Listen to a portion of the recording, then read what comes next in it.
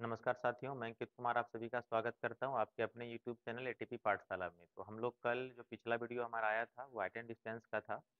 कल कुछ technical problem की वजह से हमारा क्लास अधूरा रह गया था, जिसमें हम लोग कल 8 ही क्वेश्चन कर पाए थे हाइट एंड डिस्टेंस का। तो जो भी और कुछ बचे हुए प्रश्न है हाइट एंड डिस्टेंस का, उसको आज हम लोग कवर करते हैं।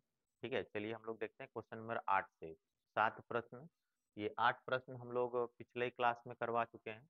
आज हम लोग क्वेश्चन नंबर 9 से देखने वाले हैं। कल कुछ टेक्निकल प्रॉब्लम आ गया था जिसके वजह से क्लास बाधित हो गई।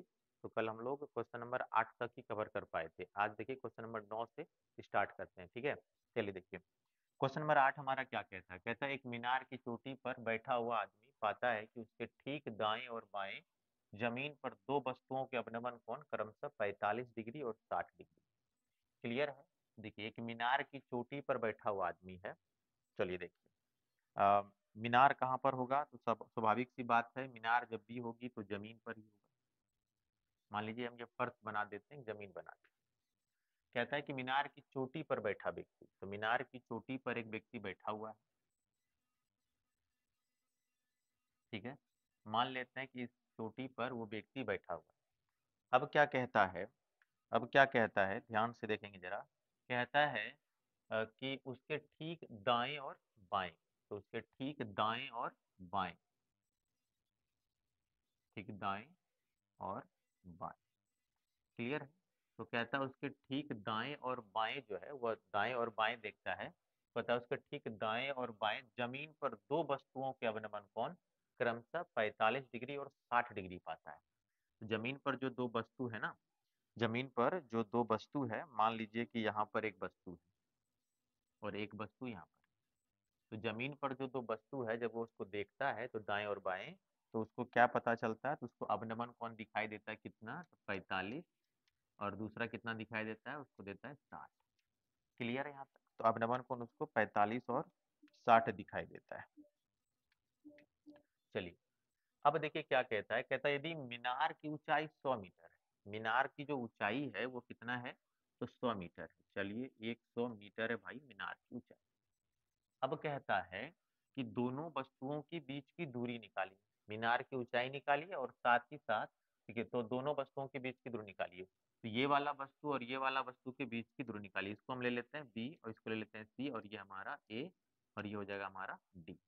तो हमको कहने का अर्थ है कि हमको बी सी निकालना है। तो सबसे पहले देखिए इसको मान लीजिए, माना कि, माना कि देखिए बी सी या ए बी भी, देखिए यहाँ पे एडी आपका क्या है, मीनार है। चलिए मान लेते हैं, माना कि एडी मीनार, एडी मीनार की ऊंचाई है, आप कह सकते हैं एडी मीनार की ऊंचाई। क्लियर है। तथा क्या, तो बी सी दो वस्तुओं के बीच की दूरी, तथा बी सी दोनों वस्तुओं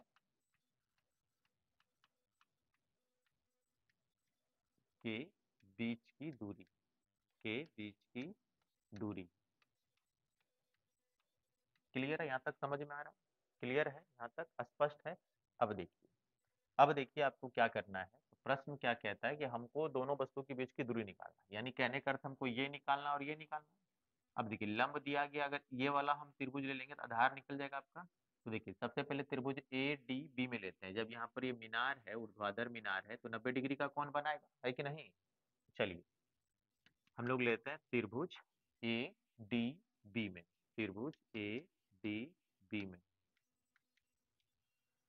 त्रिभुज ए डी बी में क्या, तो देखिए टेन थीटा बराबर, तो देखिए टेन 45 डिग्री बराबर, टेन 45 डिग्री बराबर क्या हो जाएगा आपका, तो लंब यानी ए डी बटे आधार, आधार क्या होगा, तो आधार हो जाएगा आपका बी डी। क्लियर है। तो टेन 45 का मान कितना होगा, एक। अब देखिए एडी, एडी का मान कितना है, तो 100 मीटर। अब बीडी का मान हमको निकालना है। चलिए बीडी का मान निकालना है। अब क्रॉस मल्टीप्लिकेशन करेंगे तो यहाँ से आपको पता चलेगा कि बीडी इक्वल टू कितना, तो 100 मीटर। लेकिन नहीं, बीडी का मान कितना आ गया, 100 मीटर आ गया। चलिए अब देखिए, अब देखिए जरा, अब हम इधर वाला त्रिभुज में, ये वाला त्रिभुज में आता है, इसमें भी हमको क्या चाहिए, आधार लंब तो दिया हुआ है त्रिभुज ए डी सी में। तो चूंकि त्रिभुज ए डी सी में, देखिए त्रिभुज एडीसी में क्या हमको निकालना है, तो टेन थीटा बराबर, टेन थीटा बराबर, अब देखिए थीटा आपका क्या है, थीटा आपका क्या है, ध्यान देंगे जरा, थीटा आपका क्या है, तो 60 डिग्री, कितना डिग्री है, 60 डिग्री है। तो टेन थीटा बराबर देखिए आपका लंब यानी एडी बटे आधार, आधार क्या है, तो डीसी। क्लियर है। चलिए यहां से आप देखिए टेन 60 का मान कितना होता है, तो टेन 60 का मान होता है √3। तो यहाँ पे आप लिख सकते हैं √3 इक्वल टू, अब देखिए एडी कितना दिया गया है, 100 मीटर, बटे क्या है, तो डीसी। अब देखिए क्रॉस मल्टीप्लिकेशन करेंगे आप, कोना कोनी गुना करेंगे, तो √3 DC इक्वल टू 100 मीटर। तो डीसी इक्वल टू क्या हो जाएगा, 100/√3 मीटर। अगर यदि आप चाहें तो आप इसको दशमलव में भी बदल सकते हैं, कैसे, तो हर परिमेयकरण करके। देखिए 100/√3, √3 गुना √3, जब आप इसको सॉल्व करेंगे तो ये हो जाएगा 100√3 बटे कितना, 3। अब यहाँ पर देखिए आप √3 का मान क्या आप 1.732 रख सकते हैं बटा 3। तो यहाँ पर देखिए डी सी इक्वल टू क्या आ जाएगा, तो 173 और 0.2 बटे में क्या, 3। क्लियर है, बटे में क्या, 3।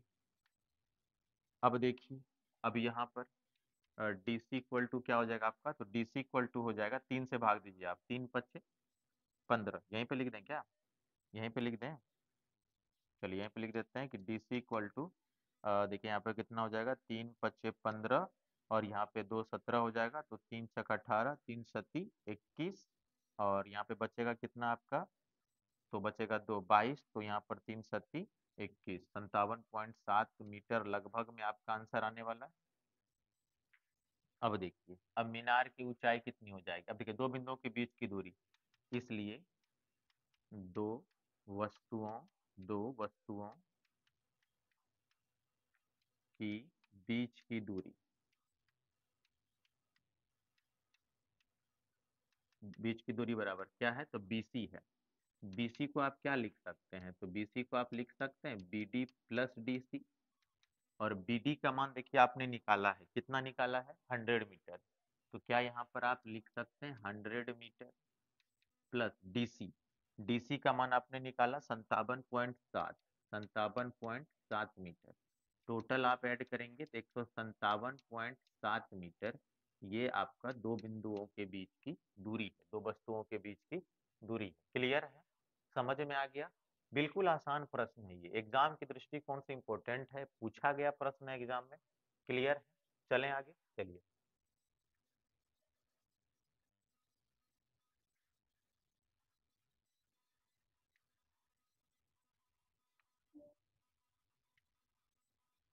क्वेश्चन नंबर 10 में चलते हैं। क्वेश्चन नंबर 10 देखिए क्या कहता है।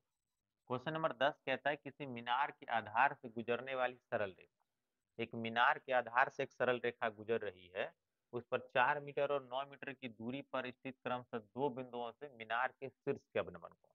देखिए मीनार के आधार से जो है ना एक रेखा गुजर रही है, मान लीजिए ये रेखा मीनार के आधार से गुजर रही है, ठीक है। तो सबसे पहले हम एक मीनार बना लेते हैं, ये रहा हमारा मीनार। क्लियर है, तो मीनार के आधार से एक सरल रेखा गुजर रही है, तो कहता है कि मीनार के आधार से दो बिंदु कितनी कितनी दूरी पर, तो कहता है 4 मीटर और 9 मीटर। याद रखिएगा मीनार के आधार से, मीनार के आधार से दो बिंदु, एक कितना, तो 4 मीटर की दूरी पर, और दूसरा कितना, तो दूसरा कहता है 9 मीटर की दूरी पर। क्लियर है, तो दो बिंदु है मीनार के आधार से, दो बिंदु आपका दिया गया यहाँ पर, कहता है मीनार के आधार से दो बिंदु आपका है।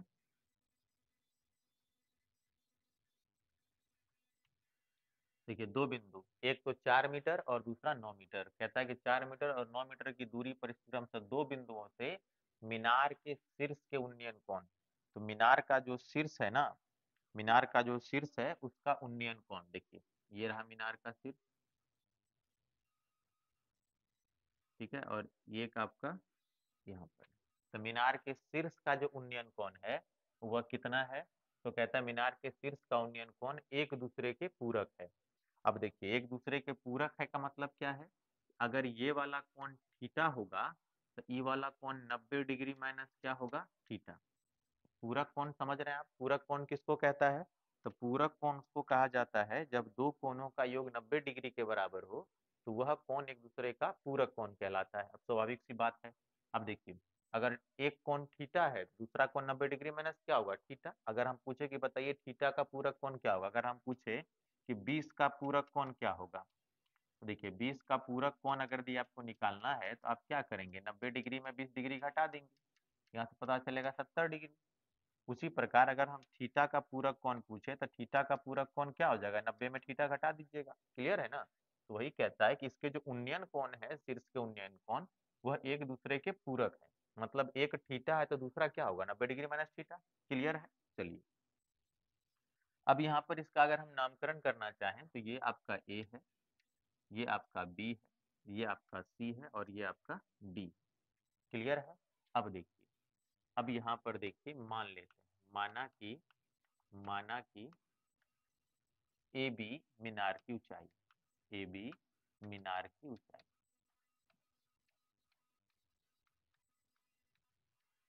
क्लियर है? ए बी क्या है? तो ए बी आपका मीनार का ऊंचाई। अब देखिए प्रश्न क्या कहता है। अब प्रश्न कहता है कि ए बी तो मीनार की ऊंचाई है। अब यहाँ पर ये देखिए 4 मीटर और 9 मीटर दूरी दिया गया आधार से, तो अगर हमको लंब चाहिए और ये आधार दिया गया है तो लंब और आधार किसमें होगा? टेन थीटा में। त्रिभुज ए बी डी लेते हैं, त्रिभुज ए बी डी में। ठीक है? क्या? तो टेन थीटा बराबर, थीटा देखिए आपका क्या है? तो थीटा है आपका 90 degree minus theta equal to क्या? तो लंब, लंब कितना है? तो ए बी बटे आधार, आधार क्या है? तो देखिए बी डी। तो टेन 90 डिग्री माइनस थीटा बराबर क्या हो जाएगा? तो ये हो जाएगा कॉट थीटा। तो कॉट थीटा बराबर आप क्या कह सकते हैं कि ए बी बटा बी डी। बी डी का मान कितना है? तो 4 है। ये इक्वेशन क्या हो गया? फर्स्ट। अब देखिए दूसरा त्रिभुज, बड़ा वाला त्रिभुज, त्रिभुज ए बी सी में, त्रिभुज ए बी सी लेते हैं, त्रिभुज ए बी सी में क्या? तो देखिए टेन थीटा। तो टेन थीटा बराबर क्या हो जाएगा? तो टेन थीटा बराबर हो जाएगा लंब बटे आधार, यानी ए बी बटे आधार क्या है? तो बी सी। आधार क्या है? बी सी है। क्लियर है? तो अब यहाँ पर देखिए तो टेन थीटा बराबर ए बी बटा बी सी। बी से सी की दूरी कितनी दी गई है? 9 मीटर। क्या हम इसको इक्वेशन सेकंड ले सकते हैं? अब क्या करें? अब सवाल उठता है कि यहाँ के बाद अब क्या करें? कुछ नहीं करना है, दोनों समीकरण को आपस में मल्टीप्लाई करते हैं। क्लियर है? यहाँ पर देखिए यहाँ पर हम समीकरण को मल्टीप्लाई कर रहे हैं, समीकरण फर्स्ट मल्टीप्लाई समीकरण सेकंड, गुना करिए। लेफ्ट साइड के साथ मल्टीप्लाई होगा तो कहने का अर्थ है कि cot theta into tan theta हो जाएगा ये। अब देखिए राइट साइड के साथ मल्टीप्लाई होगा, ये हो जाएगा ए बी बटा 4 मल्टीप्लाई ए बी अपॉन 9। सरल करेंगे आप तो यहाँ पर आपको cot theta into tan theta का वैल्यू क्या होता है? 1। तो यहाँ पर इसका वैल्यू हो जाएगा 1 और ये हो जाएगा आपका क्या? तो ए बी का स्क्वायर बटे 9 चौक 36। तो यहाँ पर देखिए A B square equal to कितना आ जाएगा? 36। तो यहाँ पर देखिए ए बी इक्वल टू क्या हो जाएगा? Root under 36। तो ए बी इक्वल टू आपका कितना आ जाएगा? 6। क्लियर है? ए बी इक्वल टू आपका आ गया 6, प्लस माइनस 6 भी ले सकते हैं आप, लेकिन ऊंचाई कभी भी ऋणात्मक नहीं होती है, तो ऊंचाई हमेशा धनात्मक होगा। ठीक है? तो 6 लिए हम लोग, यहाँ पर हम लोग क्या लिखेंगे कि अतः मीनार की ऊंचाई, अतः मीनार की ऊंचाई बराबर कितना? तो 6 मीटर। मीनार की ऊंचाई कितनी हो जाएगी? 6 मीटर हो जाएगी। क्लियर है? समझ में आ गया सवाल? चलें नेक्स्ट क्वेश्चन पे। चलिए नेक्स्ट प्रश्न पर चलते हैं। क्वेश्चन नंबर 11 देखिए, क्वेश्चन नंबर 11 क्या कहता है? क्वेश्चन नंबर 11 कहता है कि एक पेडिस्टल के शिखर पर एक 1.6 मीटर ऊंची मूर्ति लगी है। पेडिस्टल समझते हैं? जब भी कभी एक कोई मूर्ति बैठाया जाता है तो देखिएगा कुछ ऊंचा जगह बनाया जाता है, कुछ ऊंचा स्थान बनाया जाता है और उसके ऊपर किसी मूर्ति को रखते हैं हम लोग, तो उसका पेडिस्टल कहलाता है वो। तो सबसे पहले क्या है तो कहता है कि एक पेडिस्टल के शिखर पर एक 1.6 मीटर मीटर ऊंची मूर्ति बनी होगी। तो पेडिस्टल कहाँ होगा? तो पेडिस्टल होगा भूमि पे। ठीक है, पेडिस्टल कहाँ होगा? तो पेडिस्टल आपका जमीन पर होगा। थोड़ा साइड में बनाते हैं। ठीक है, पेडिस्टल आपका जमीन पर होगा। अब क्या कहता है? तो कहता है कि पेडिस्टल जो है भूमि, पेडिस्टल पर एक मूर्ति लगी है। तो पेडिस्टल बनाते हैं। देखिए, मान लीजिए कि ये हमारा पेडिस्टल है। क्लियर है?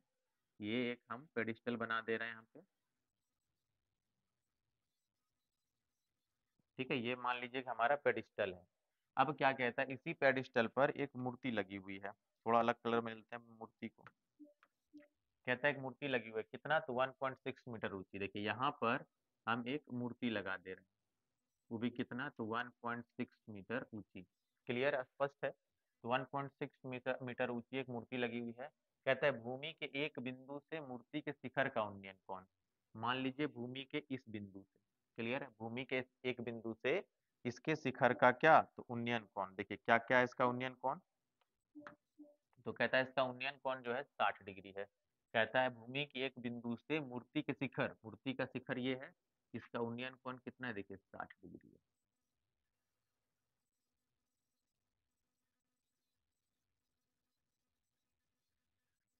तो यहाँ पर देखिए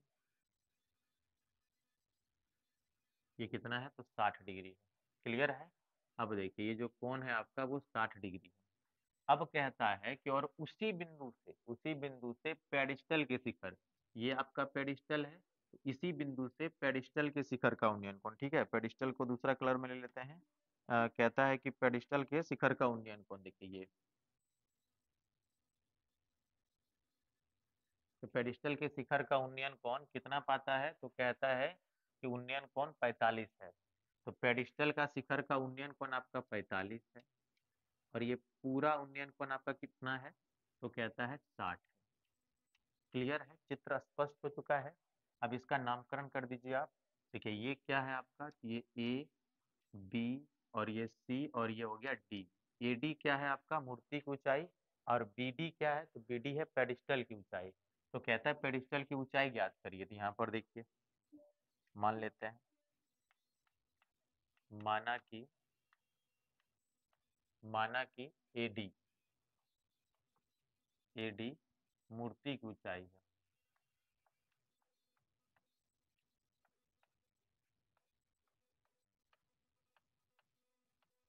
तथा बी डी,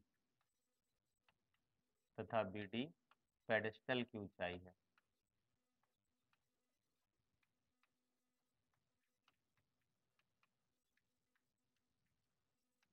क्लियर? तथा बी डी क्या है? पेडिस्टल की ऊंचाई है। अब यहाँ पर ध्यान देंगे जरा। सबसे पहले हम ये छोटा वाला त्रिभुज में आते हैं, त्रिभुज डी बी सी में। त्रिभुज डी बी सी में देखिए, त्रिभुज डी बी सी क्या कहता है? तो टेन थीटा बराबर, थीटा कितना है? तो 45। थीटा कितना है आपका? 45। तो देखिए लंब बटे आधार, बी डी बटे बी सी। तो डी बी बटे क्या? B C. अब देखिए टेन 45 का मान कितना होता है? तो एक होता है, इक्वल टू डी बी बटे बी सी। यहाँ से पता चला कि डी बी जो है वह किसके बराबर है? बी सी के बराबर है। क्लियर है? क्रॉस मल्टीप्लिकेशन करेंगे कोना कोनी गुना, तो डी बी बराबर क्या निकलेगा? बी सी निकलेगा। अब देखिए अब क्या है? अब हम बड़ा त्रिभुज लेते हैं, ए बी सी। ठीक है, अब लेते हैं हम त्रिभुज बड़ा, कि त्रिभुज ए बी सी में। तो टेन थीटा बराबर, थीटा का मान कितना है? 60 डिग्री। टेन थीटा बराबर क्या होगा? लंब यानी ए बी। आपका हो जाएगा लंब यानी ए बी बटे आधार, आधार क्या? तो बी सी। क्लियर है? टेन 60 का मान होता है √3 ए बी। ए बी को क्या लिख सकते हैं? A D plus D B, A D plus D B. ठीक है, और बटा में देखिए, बटा में आप क्या लिख सकते हैं? B C. तो देखिए यहाँ पे बी सी बराबर क्या है? D B. तो बी सी की जगह क्या हम डी बी लिख सकते हैं समीकरण फर्स्ट से? क्लियर है? यहाँ पे चाहे तो आप लिख भी सकते हैं समीकरण फर्स्ट से। अब देखिए यहाँ पर हम क्या किए हैं? तो बी सी की जगह पर बी डी रखे हैं। बी सी की जगह पे बी डी कहाँ से आया? तो B D equal to B C है इक्वेशन फर्स्ट में। अब ध्यान दीजिए, एडी का मान दिया गया है, कितना दिया गया, तो 1.6 दिया गया है। अब प्लस और डीबी, डीबी का मान हमको निकालना है, प्लस क्या, तो डीबी बटे में क्या है, तो डीबी है। क्रॉस मल्टीप्लिकेशन करिए, कोना कोनी गुना कर दीजिए आप, तो यहाँ पर देखिए क्या हो जाएगा, तो root under 3 dB equal to क्या, तो 1.6 प्लस डीबी। डीबी को आप एक तरफ लेकर आइए, तो root under 3 dB minus D B equal to कितना, 1.6। डीबी का ही बीडी का ही एक ही बात है। अब देखिए यहाँ पे आपको नहीं लगता है कि हम डी और बी को कॉमन ले सकते हैं, तो यहाँ बचेगा √3 - 1 इक्वल टू 1.6। क्लियर है। अब देखिए इसको बटा में लेके जाते हैं, इसको बटा में लेके जाते हैं, तो डी बी इक्वल टू आपका हो जाएगा 1.6 बटा √3 - 1। देखिए रूट नीचे में आया है आपका, आप इसको क्या कर सकते हैं, हर परिमेयकरण कर सकते हैं, तो √3 + 1 बटे √3 + 1 सॉल्व करेंगे आप, तो 1.6 इंटू √3 + 1 बटा, देखिए ए माइनस बी ए प्लस बी, ए स्क्वायर माइनस बी स्क्वायर, यहाँ पर हो जाएगा आपका √3 का स्क्वायर माइनस 1 का स्क्वायर। क्लियर है। तो यहाँ पर देखिए ये क्या आपका, तो डी बी, तो देखिए इसलिए डी बी बराबर क्या हो जाएगा आपका, तो 1.6 इंटू √3 + 1 अपॉन 3 का स्क्वायर, 3 - 1 तो 2 हो जाएगा ना, 1.6 √3 + 1 अपॉन 2, कटाइए आप, इसको जब आप कटाएंगे तो 0.8 आएगा, तो हम कह सकते हैं 0.8 इंटू, यहाँ पे भी आप चाहें तो इसका मान रख सकते हैं, इसमें कोई दिक्कत नहीं है। अगर आपको कि पूरा हमको दशमलव में बदलना है तो पूरा भी आप दशमलव में बदल सकते हैं। देखिए अगर आप इसको रूट में भी आंसर रखना चाहते हैं तो रूट में भी रख सकते हैं। √3 को क्या लिख सकते हैं, 1.732, अब प्लस में क्या दिया गया, 1 बटे में कितना है, तो 2। देखिए 2 से कट रहा है ये 0.8, तो यहाँ पे देखिए 0.8 मल्टीप्लाई करना है, एक में जोड़िएगा आप एक तो क्या होगा, तो 1 + 1 आपका हो जाएगा 2.732। यहाँ से आप मल्टीप्लाई कर दीजिए, 8 दूना 16 का 6 हो जाएगा, 8 तिया 24, एक 25 हो जाएगा, 8 सती 56 और 2 58 हो जाएगा, और 8 दूना 16 और 5 21। देखिए 3 और 1, 4 अंक के बाद 10 में बढ़े, 1 2 3 4, तो 2.1 मीटर, 2.1 मीटर। क्लियर है। तो ये लगभग आपका आंसर कितना आ रहा है, 2.1 मीटर। क्लियर है। तो पेडिस्टल की ऊंचाई, पेडिस्टल की ऊंचाई कितनी हो गई आपकी, तो पेडिस्टल की ऊंचाई हो गई 2.1 मीटर। यहाँ पे आप लिख सकते हैं कि अतः पेडिस्टल, ठीक है, देखिए पेडिस्टल,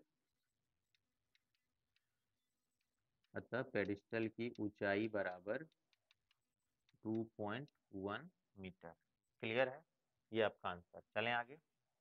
क्वेश्चन नंबर ये 11 कंप्लीट हो गया। चलिए नेक्स्ट क्वेश्चन में चलते हैं। Question number 12।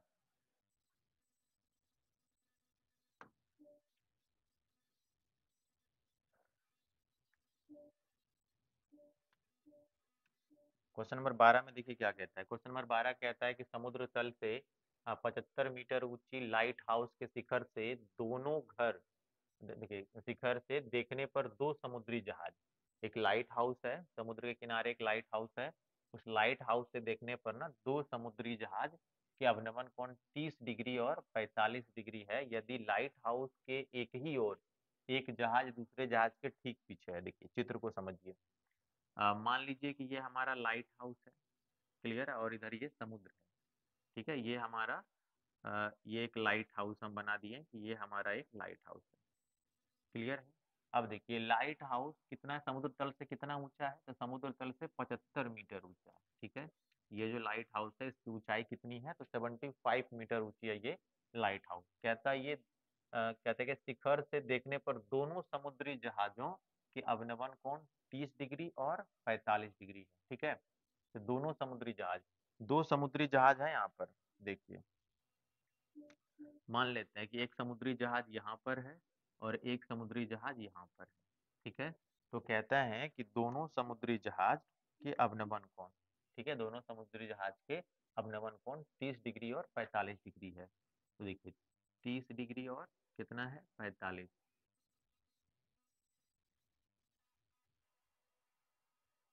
देखिए 30 डिग्री और 45 डिग्री है। यहाँ से अगर हम इसका अवनमन कोण की बात करें तो देखिए ये जो अवनमन कोण है आपका यहाँ बनता है, शीर्ष पे बनता है यहाँ।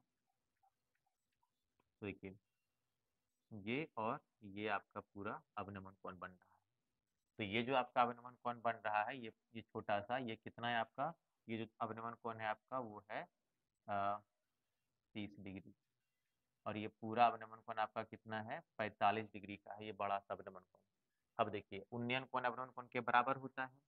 जब ये पूरा 45 है तो ये भी कितना होगा, ये पूरा 45 है तो ये भी कितना होगा 45 होगा। ये पूरा 30 है तो ये भी पूरा क्या होगा, ये 30 होगा। क्लियर है। अवनमन कोण 45 और 30 पाता है। देखिए जैसे जैसे कोण आगे की ओर बढ़ेगा वैसे वैसे कोण छोटा होते चला जाएगा। जैसे जैसे हम इधर की ओर बढ़ेंगे, इधर आएंगे कोण, वैसे वैसे कोण बढ़ते जाएगा। जैसे जैसे नजदीक आएंगे कोण बढ़ेगा, 50 60 90 हो जाएगा सीधा आने के बाद। ठीक है। तो चलिए अब यहाँ पर ध्यान देते हैं। कहता है यदि लाइट हाउस के की ओर, क्लियर है, चित्र पूरा क्लियर है आपका। अब देखिए इसका नामकरण करते हैं, ए बी, ये सी हो गया और यहाँ पर हमारा क्या है तो डी है। तो अब देखिए डी और सी ये क्या है, तो दो समुद्री जहाज हैं। ठीक है। अब देखिए ए बी क्या है, लाइट हाउस है। क्या पूछ रहा है कि दूसरे जहाज के ठीक पीछे, तो जहाजों के बीच की दूरी, तो ये दोनों जहाज है, जहाजों के बीच की दूरी निकालना है। तो हम मानेंगे, माना कि बिंदु डी तथा सी दो समुद्री जहाज हैं। दो क्या है, समुद्री जहाज हैं। दो समुद्री जहाज हैं। क्लियर है। तथा उनके बीच की दूरी, तथा उनके बीच की दूरी डीसी है। क्लियर है। तथा उनके बीच की दूरी क्या है, तो डीसी है। स्पष्ट है। तो डी और सी क्या है, तो दो समुद्री जहाज हैं और उनके बीच की दूरी क्या है, तो उनके बीच की दूरी है डीसी। स्पष्ट है यहाँ तक। अब चलिए हम क्या करते हैं, सबसे पहले ये छोटा त्रिभुज लेते हैं, त्रिभुज ए बी डी में। ठीक है, त्रिभुज ए बी डी में। चलिए लेते हैं त्रिभुज छोटा वाला, त्रिभुज ए बी डी में।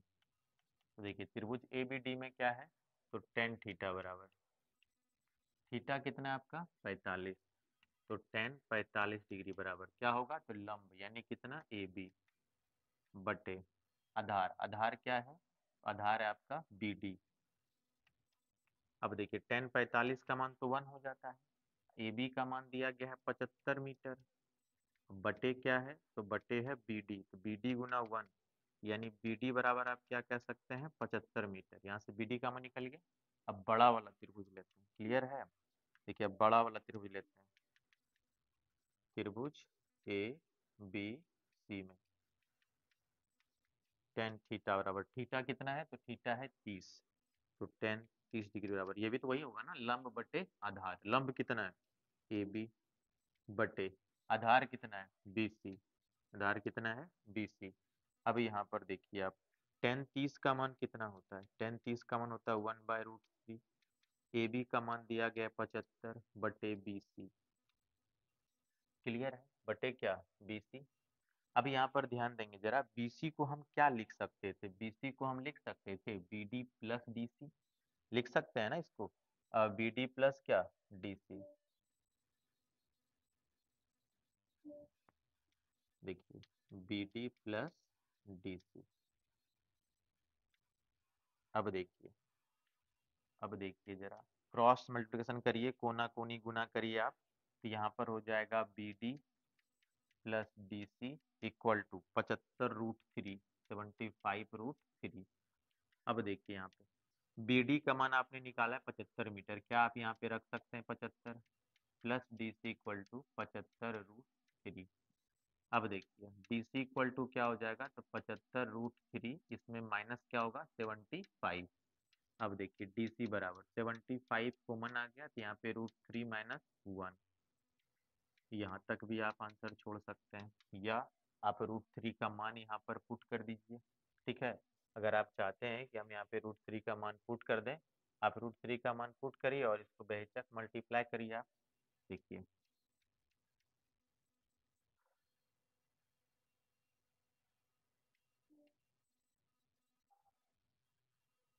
इतना छोड़ दीजिए आप, यह यहाँ पर देखिए 75 × 1.732 -1 सॉल्व करिएगा तो 75 × 0.732, आप 75 से मल्टीप्लाई करिए। देखिए 0.732 को मल्टीप्लाई कर दीजिए 75 से, 5 × 10 हो जाएगा, 5×6 = 15, 1 16, 7×5 = 35, अब 35 से कितना 36। अब देखिए यहाँ पे 7×2 = 14, 7×3 = 21 और एक 22 का 2 हो जाएगा, और 7×7 = 49, अब 50 और 1 51, 0 10 0 6 2 8 1 9 3 1 4 और 5, 3 अंक के बाद दशमलव बैठाइए आप, तो यहाँ पर आपका आंसर आ जाएगा 54.9 मीटर। ये फाइनल आंसर है आपका। यहाँ पे आप क्या कह सकते हैं कि अतः दोनों दोनों जहाजों के बीच की दूरी बराबर 54.9 मीटर। क्लियर है ये आपका आंसर? कोई दिक्कत है? देख लीजिए आप, नोट कर सकते हैं आप इसको।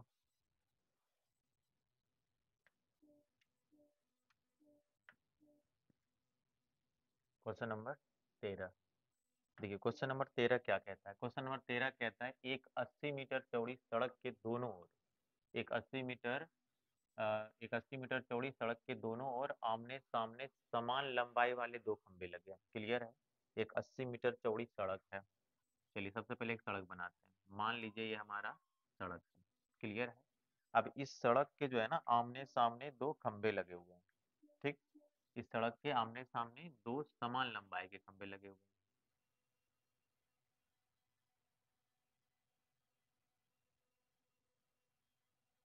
देखिए दो समान लंबाई के खंभे लगे हुए हैं। अब प्रश्न क्या कहता है कि जो सड़क की चौड़ाई है ना, ये सड़क की जो चौड़ाई है ये कितनी है? 80 मीटर है भाई।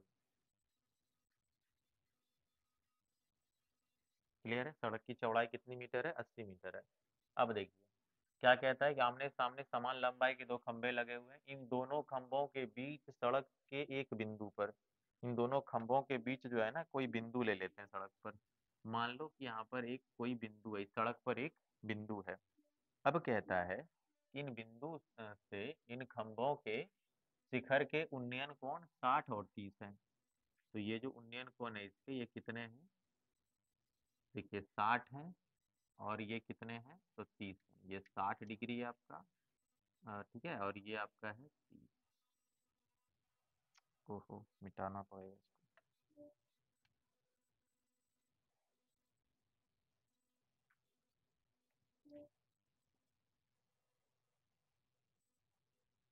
ठीक है, ये 60 और ये क्या आपका 30 है। चलिए यहाँ पर ध्यान देंगे जरा, तो देखिए 60 और 30 है। अब यहाँ पर कहता है कि खंभों की ऊंचाई और खंभों से उस बिंदु की दूरी ज्ञात करिए। बिल्कुल आसान प्रश्न है भाई। चलिए देखिए ये हो गया ए, ये हो गया बी, ये आपका सी और डी। देखिए ए बी और सी डी दो क्या है? खंभे हैं। अब ये बिंदु हम ले लेते हैं सी। क्लियर है? तो यहाँ पर सबसे पहले मानना होगा, माना कि ए बी तथा सी डी, माना कि ए बी तथा सी डी, माना कि ए बी तथा सी डी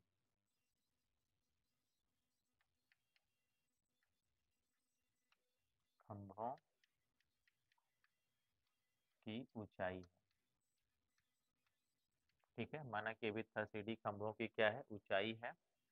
क्लियर है? स्पष्ट है? ए बी और सी डी। यहाँ पे देखिए प्रश्न क्या कहता है कि ए बी इक्वल टू क्या है? सी डी है। ये प्रश्न कहता है कि A B equal to C D equal to हम क्या ले लेते हैं? एक्स ले लेते हैं। इसको हम यहाँ पे एक्स ले लिए और इसको भी हम क्या ले लिए हैं? एक्स ले लिए। दोनों खंभे की ऊंचाई को हमने क्या मान लिया है? एक्स मान लिया है। क्लियर है? अब देखिए त्रिभुज ए बी ई में, त्रिभुज ए बी ई में त्रिभुज ए बी में क्या, तो सामने वाली भुजा लंब, ये क्या है आधार, तो टेन थीटा बराबर, थीटा कितना है तो 60 डिग्री, तो टेन 60 डिग्री बराबर क्या हो जाएगा, तो लंब यानी ए बी बटे आधार, आधार क्या होगा बीई। अब देखिए टेन 60 का मान कितना होता है, तो √3 होता है। ए बी का मान देखिए कितना है, हमने लिया हुआ है एक्स लिया हुआ है। अब बीई का मान नहीं दिया गया, चलो भैया बीई रहने देते हैं। क्लियर है। अब यहाँ से अगर दी हम बीई का मान निकालेंगे तो देखिए हमको क्या मिलेगा, यहाँ से हमको मिलेगा √3 बीई बराबर एक्स। तो यहाँ से पता चला कि बीई बराबर कितना हो जाएगा, एक्स बटा √3। क्लियर है। अब उधर वाले त्रिभुज में चलते हैं, ठीक है। अब उस साइड के त्रिभुज में चलते हैं, उस साइड के त्रिभुज डी सी ई में, क्योंकि त्रिभुज डी सी ई में। क्लियर है। अब देखिए इसका कोण क्या है, 30 डिग्री है, तो यहाँ पर क्या लिखेंगे, टेन 30 डिग्री बराबर क्या, तो लंब बटे आधार, लंब कितना है डीसी, लंब क्या है डीसी बटे आधार, आधार क्या है ईसी, ये आप सी कह सकते हैं। अब देखिए टेन 30 का मान कितना होता है 1/√3, और डीसी, तो डीसी कितना है तो एक्स है भैया, और ईसी समझिएगा जरा, ईसी को हम क्या लिख सकते हैं, क्या हम ईसी को 80 माइनस बी लिख सकते हैं ना, 80 माइनस बी, क्या हम यहाँ पर इसको 80 माइनस बी लिख सकते हैं। हमको देखिए ये वाला हमको मान चाहिए था, अगर हम ये पूरा में इतना सा भाग घटा दें तो निकल जाएगा ना, बस वही कर रहे हैं। अब देखिए क्रॉस मल्टीप्लिकेशन करिए, तो ये आपका हो जाएगा √3x equal to 80 minus be. अब देखिए √3x equal to 80 minus BE, BE का मान हमने निकाला है x/√3, x/√3 ले आइए इधर इसको, √3x plus x/√3 equal to क्या 80। अब देखिए कोना कोनी गुना के एलसीएम लीजिए, √3 हो जाएगा, √3 इंटू √3 तो 3x प्लस क्या x इक्वल टू कितना 80। जब आप इसको सॉल्व करेंगे तो ये हो जाएगा 4x बटा √3 इक्वल टू कितना 80। अब देखिए x बराबर क्या हो जाएगा, तो 80, अब ये पलटेगा जब इधर आएगा तो ये √3 ऊपर और 4 आ जाएगा नीचे, कटाइए आप, कितना हो जाएगा 20। तो यहाँ से हमको पता चला कि x का जो मान निकल रहा है वो कितना निकल रहा है 20√3 मीटर। यानी हम क्या कह सकते हैं, यानी हम कह सकते हैं कि ए बी और डी सी इसकी ऊंचाई कितनी है 20√3 मीटर है। लेकिन यहाँ पर सवाल पूरा खत्म नहीं हुआ है, अब सवाल पूरा का पूरा खत्म नहीं हुआ है। अभी यहाँ पर क्या कहता है, तो यहाँ पर प्रश्न कहता है कि इन दोनों बिंदुओं की दूरी भी निकालिए, कि दोनों बिंदुओं की दूरी क्या है, तो देखिए निकाल देते हैं। तो यहाँ से देखिए बीई, बीई का दूरी निकालिए, आप देखिए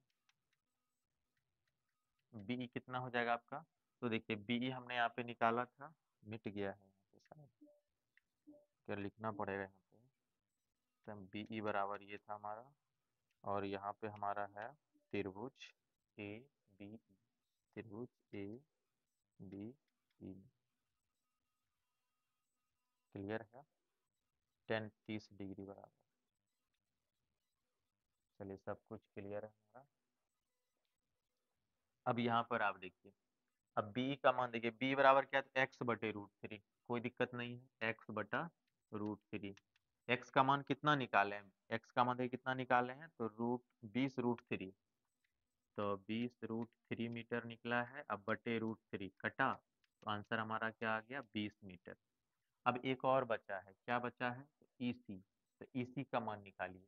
देखिए ई वाला मान आ गया तुम्हारा, तो ईसी देखिए, इसलिए ईसी, ईसी बराबर क्या हो जाएगा 80 माइनस बीई, यहाँ पर देखिए 80 माइनस 20, तो आप क्या कह सकते हैं 60 मीटर। क्लियर है। अब देखिए नीचे लिखेंगे, अतः खंभे, खंभों A B equal to D C बराबर, खंभों की ऊंचाई यहाँ पे आप दे सकते हैं, अतः खंभों की ऊंचाई बराबर, तो खंभों की ऊंचाई कितनी आई, तो खंभों की ऊंचाई x लिए थे, तो खंभों की ऊंचाई आ गई है 20√3 मीटर। तथा तथा बिंदु की खंभों से दूरी, तथा बिंदु की खंभों से दूरी कितना है, तब 20 मीटर तथा 60 मीटर। क्लियर है, ये हमारा फाइनल आंसर। चलिए नोट कर लीजिए आप लोग इसको। नेक्स्ट क्वेश्चन पे चलते हैं अब। क्वेश्चन नंबर 14 पर चलते हैं। देखिए क्वेश्चन नंबर 14 क्या कहता है। क्वेश्चन नंबर 14 कहता है कि भूमि के एक बिंदु से एक 20 मीटर ऊंचे भवन के शिखर पर लगी संचार मीनार। क्लियर है, तो भूमि के एक बिंदु से, देखिए भूमि पर एक बिंदु है। सबसे पहले हम एक भूमि बनाते हैं। देखिए मान लीजिए हमारा एक भूमि है, तो कहता है इसी भूमि पर एक बिंदु से एक 20 मीटर ऊंचे भवन के शिखर पर, ठीक है, एक 20 मीटर ऊंचा एक भवन है, ठीक है, तो 20 मीटर ऊंचा हम लोग एक भवन ले लेते हैं।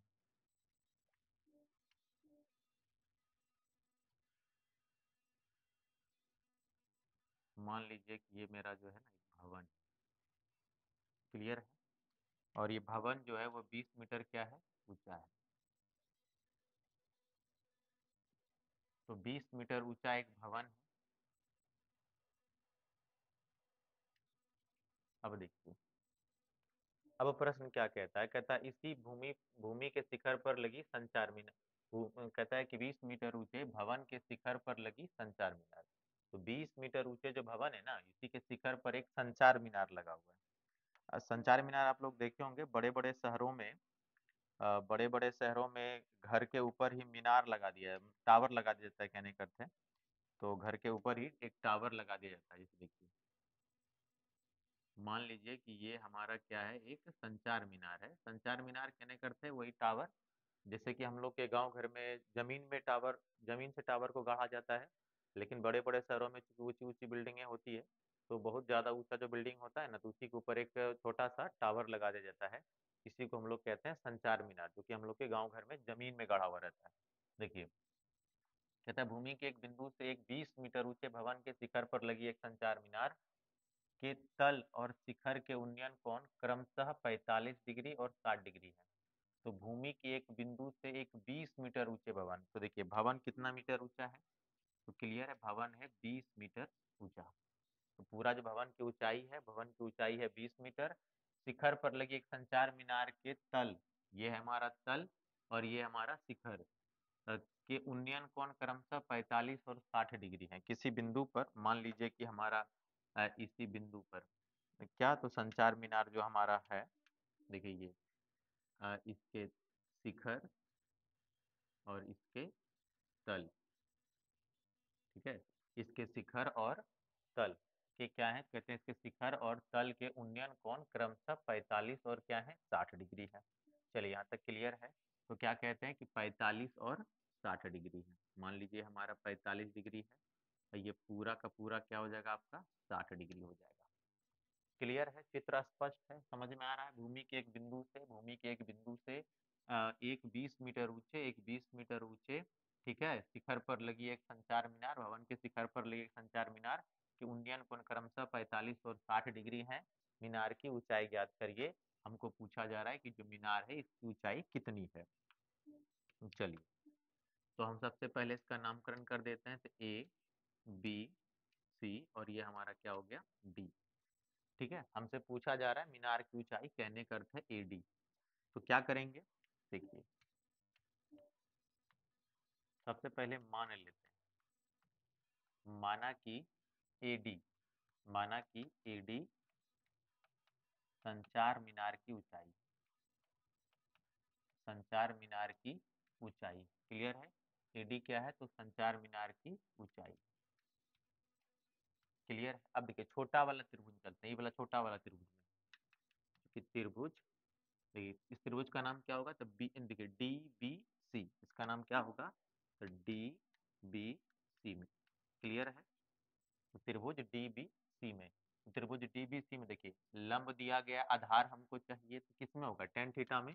तो हम क्या कह सकते हैं, टेन 45 डिग्री बराबर। तो टेन 45 डिग्री बराबर क्या होगा, तो टेन 45 डिग्री बराबर होगा आपका लंब बटे आधार। लंब कितना है आपका, तो देखिए बीडी, और आधार क्या है आपका, तो बीसी है। और टेन 45 का मान आपको पता होना चाहिए कितना है, एक। तो one equal to B D upon B C. तो यहाँ से पता चलता है कि बी सी का मान जो है ना वो बी डी के क्या है, बराबर है। क्लियर है यहाँ तक। अब देखिए, अब हम लोग बड़ा वाला त्रिभुज चलते हैं, त्रिभुज ए बी सी में। तो देखिए यहाँ पर, तो त्रिभुज ए बी सी में,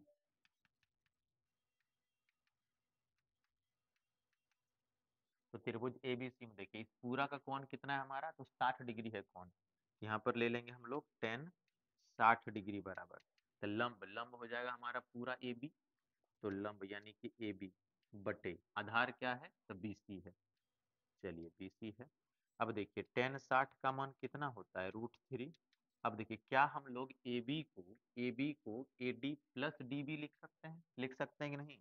इसको क्या लिख सकते हैं, A D plus D B बटा बी सी। क्लियर है। चलिए अब देखिए, अब क्या करेंगे, थोड़ा सा इमेज को हम पीछे लेके जाते हैं ताकि स्पेस बन पाए लिखने के लिए। चलिए अब देखिए, अब यहाँ पर √3 इक्वल टू एडी, एडी का मान दिया गया है, नहीं दिया गया। अब देखिए डीबी, डीबी का मान कितना है, तो डीबी का जो मान है ना, डीबी का मान हमारे पास दिया गया है। तो डीबी का मान हमारे पास 20 है, तो यहाँ पर भी, यहाँ पर देखिए डीबी का मान हमारे पास 20 है, तो यहाँ पर हमको 20 लिखना पड़ेगा कि ये हमारा कितना है, 20। तो इससे पता चलता है कि बीसी का मान कितना हो गया हमारा। देखिए जरा बीसी का मान कितना हो गया हमारा, तो बीसी का मान निकल गया यहाँ से कितना, 20। इसको इक्वेशन मानने का कोई आवश्यकता ही नहीं है। चलिए यहाँ से हमको पता चल गया कि हमारा बीसीबी कितना है, तो बीसीबी हमारा 20 मीटर है। क्लियर है, बीसीबी कितना है, तो 20 मीटर। अब देखिए बीसी का मान तो आपके पास है, एडी प्लस डीबी। तो यहाँ पर देखिए डीबी, तो डीबी, डीबी आपका कितना दिया गया है, 20। तो यहाँ पर आप क्या लिख सकते हैं, 20। अब यहाँ पर देखिए बीसी, बीसी का मान कितना निकला है, 20। क्लियर है यहाँ तक। चलिए क्रॉस मल्टीप्लिकेशन करिए, 20 √3 देखिए, इसके नीचे कुछ नहीं तो क्या है, एक। ये हो जाएगा आपका एडी प्लस 20 इक्वल टू हो जाएगा 20 √3। अब देखिए, तो एडी इक्वल टू क्या हो जाएगा, तो 20 √3, अब माइनस कितना, 20। तो एडी इक्वल टू क्या हो जाएगा, देखिए 20 कॉमन ले लीजिए, यहाँ पर आएगा आपका √3 माइनस 1। क्लियर है। इतना मीटर कह सकते हैं आप, यहाँ तक आप आंसर छोड़ सकते हैं, या आप यहाँ से इसको दशमलव में बदल सकते हैं। देखिए क्या हम √3 का मान 1.732 रख सकते हैं, -1 मीटर। अब यहाँ पे देखिए 20 गुना होगा, एक जब घटाएंगे आप तो 0.732 हो जाएगा। अब गुना करिए, 0 2 दूना 4, 3 दूना 6, 7 दूना 14, 3 अंक के बाद दशमलव दे देंगे आप, तो 14.64 मीटर हो जाएगा। तो इसका मतलब आप क्या कह सकते हैं, आप कह सकते हैं कि अतः संचार मीनार की ऊंचाई, अतः संचार मीनार, संचार मीनार की ऊंचाई बराबर 14.64 मीटर। क्लियर है, नोट कर सकते हैं आप इसको, कोई दिक्कत समझने में। चलिए लिख लीजिए आप लोग इसको। क्वेश्चन नंबर 15 में चलते हैं। देखिए क्वेश्चन नंबर 15 क्या कहता है, भूमि के किसी बिंदु से एक पतंग की तनी हुई डोरी, ठीक है, भूमि के एक बिंदु से पतंग की तनी हुई डोरी है। देखिए मान लीजिए कि ये हमारा भूमि है। क्लियर है। और भूमि के एक बिंदु, यही बिंदु ले लेते हैं, भूमि के एक बिंदु से पतंग की एक तनी हुई डोरी है। ठीक है, पतंग की एक तनी हुई डोरी है। चलिए ले लेते हैं एक पतंग की तनी हुई डोरी। तो पतंग की तनी हुई हमने एक डोरी ले लिया है। अब मान लीजिए कि यहाँ पर कोई पतंग जो है ना उड़ रहा है। क्लियर है, थोड़ा पतंग बना देते हैं और ये समझ लीजिए कि आप एक पतंग है। क्लियर है। तो एक पतंग यहाँ पर क्या कर रहा है, तो उड़ रहा है। तो अब देखिए क्या कहता है ना कि पतंग की जो दूरी है इसकी लंबाई है 85 मीटर।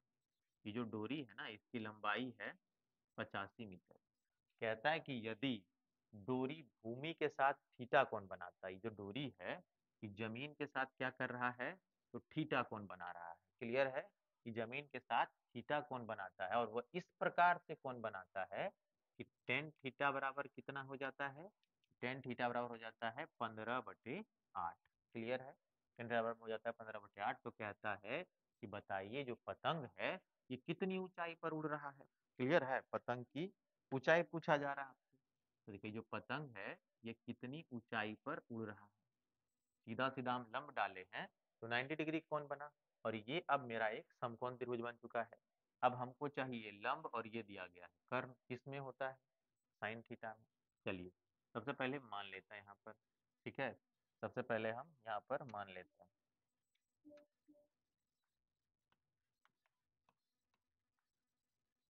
माना कि देखिए यहाँ पर ये हमारा ए, ये बी और ये सी। माना कि ए बी पतंग की ऊंचाई है, माना कि ए बी पतंग की ऊंचाई है। क्लियर है, ए बी क्या है, पतंग की ऊंचाई है। टेन थीटा बराबर 15/8 दिया गया है। देखिए इसको क्या हम लोग कह सकते हैं, लंब कह सकते हैं कि नहीं कह सकते हैं, और ये क्या है हमारा आधार है कि नहीं है। तो लंब और आधार दिया गया है तो क्या आप कर्ण नहीं निकाल सकते हैं। तो यहाँ से जब आप कर्ण निकालेंगे तो रूट अंडर लंब स्क्वायर प्लस आधार स्क्वायर, तो 15 का स्क्वायर प्लस 8 का स्क्वायर होगा।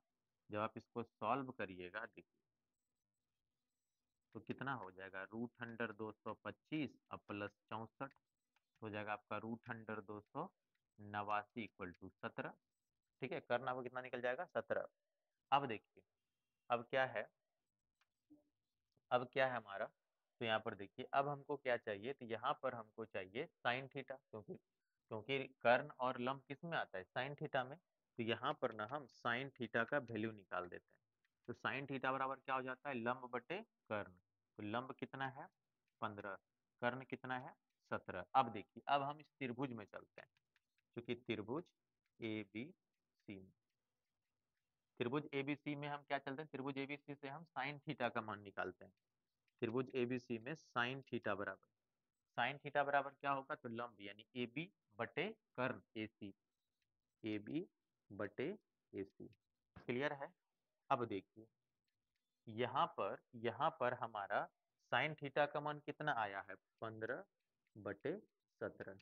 क्लियर है, यहाँ पर ए बी का मान दिया गया है, नहीं दिया गया, ए सी का मान दिया गया है, दिया गया है कितना 75 मीटर। क्लियर है, चलिए इधर लिख दें, इधर लिख दें, चलिए इधर लिखते हैं। अब क्रॉस मल्टीप्लिकेशन करिए तो ये कितना हो जाएगा, ये हो जाएगा आपका 17 गुना ए बी इक्वल टू 15 गुना 17, 15 गुना 17। तो देखिए ए बी इक्वल टू क्या हो जाएगा, ए बी इक्वल टू हो जाएगा 15 गुना 17/17। यहाँ 17 नहीं है, ये 75 है भाई, यहाँ पर ये 75 हो जाएगा। ठीक है, यहाँ पर देखिए ये 15 गुना 75 हो जाएगा, और यहाँ पर भी 75। अब देखिए 85, ये 85 है, ये यहाँ भी मिस्टेक हुआ है, 85 होगा, कटाइए 17 × 5 = 85। तो यहाँ से आपको पता चला कि A B equal to 15 × 5 = 75 metre. यहाँ से पता चल रहा है कि ए बी जो है वो कितना है, 75 मीटर। तो हम यहाँ पे कह सकते हैं कि अतः अतः पतंग की ऊंचाई, पतंग की ऊंचाई बराबर 75 मीटर। क्लियर है, तो कुल 15 प्रश्न हम लोग कवर कर चुके हैं इसमें।